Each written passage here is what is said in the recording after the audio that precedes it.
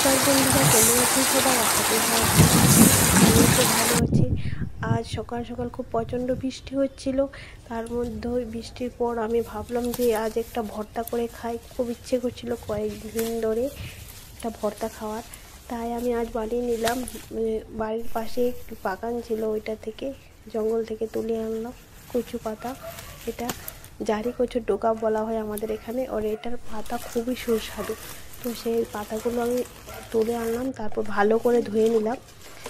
ভালো করে ধুতে হবে, নাহলে এটাতে পোকামাকড়ও থাকে, জঙ্গলে থাকে, তো তাই এটা ভালো করে ধুয়ে তারপর এটাকে আমি কেটে নিলাম।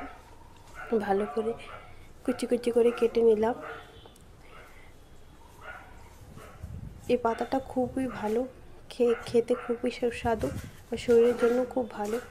আপনারা একবার চেষ্টা করে একবার এই পাতাগুলো এনে বাড়িতে ভর্তা করে খেয়ে দেখতে পারেন। আরও অনেকগুলো এটা দিয়ে রেসিপি বানানো যায়। এভাবে আমি পাতাগুলো কেটে নিলাম। তারপরে এর সাথে আমি পেঁয়াজ রসুনও কেটে নিলাম।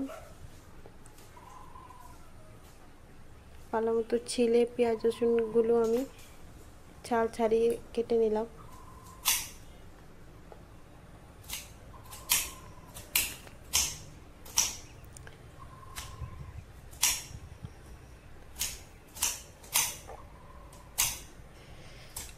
আমার ভিডিও ভালো লাগলে আপনারা কিন্তু একটা লাইক করে দিয়েন। আমি নতুন ভিডিও বানাচ্ছি, তো তাই আপনারা লাইক পেয়ে আমি নতুনভাবে এগোতে পারবো।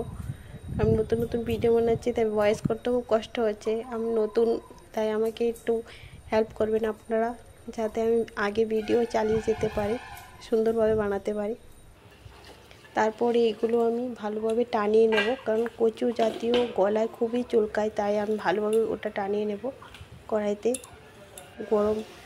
গরম করে নেব, ভালো করে একদম শুকনো শুকনো করে নেব, একদম ফুল তেজে ওটাকে টানিয়ে নিতে হবে।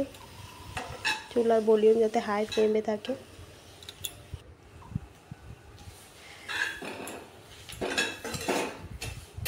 আপনারা দেখতে পাচ্ছেন ভালো করে আমি টানিয়ে নিচ্ছি এগুলো।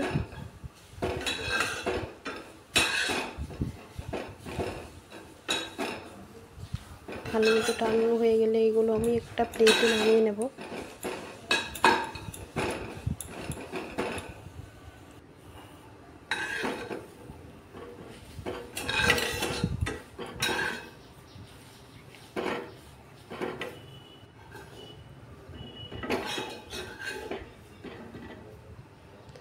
নামানোর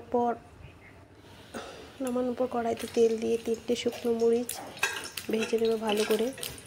এই তেলটার মাঝখানে কেটে রাখা পেঁয়াজ রসুনগুলো ভালোভাবে ভেজে নেব। গোল্ডেন হওয়া যতক্ষণ পর্যন্ত গোল্ডেন না হয় ততক্ষণ পর্যন্ত ওটাকে ভেজে নেব।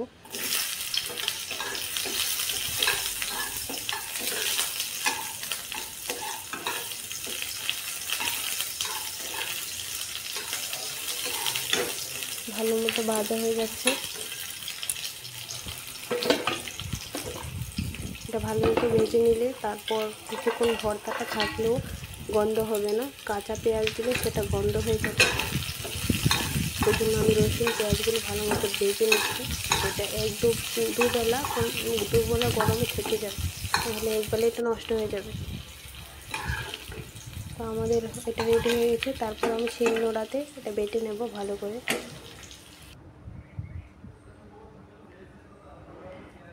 শিলনোড়াতে এক এক করে সবগুলো দিয়ে দিলাম। এটার মধ্যে দিয়ে দেবো ভেজে রাখা মরিচ, রসুন, পেঁয়াজ, লবণ, সব কিছু দিয়ে, লবণটা স্বাদ অনুসারে আপনারা দিয়ে দিতে পারেন। দিয়ে ভালো করে বেটে নেব। বন্ধুরা, আপনাদের যদি ভালো লাগে আমার ভিডিওটা, তাহলে আমাকে লাইক কমেন্ট শেয়ার করতে ভুলবেন না কিন্তু। আর সেই ভর্তাটা আপনারা গরম ভাতের সঙ্গে খেয়ে দেখুন, খুবই সুস্বাদু খেতে। আমার কাছে খুবই ভালো লেগেছে, আশা করি আপনাদের কাছেও ভালো লাগবে। দেখা হচ্ছে আবার নতুন আরেকটি ভিডিও নিয়ে। ভালো থাকবেন আপনারা সবাই।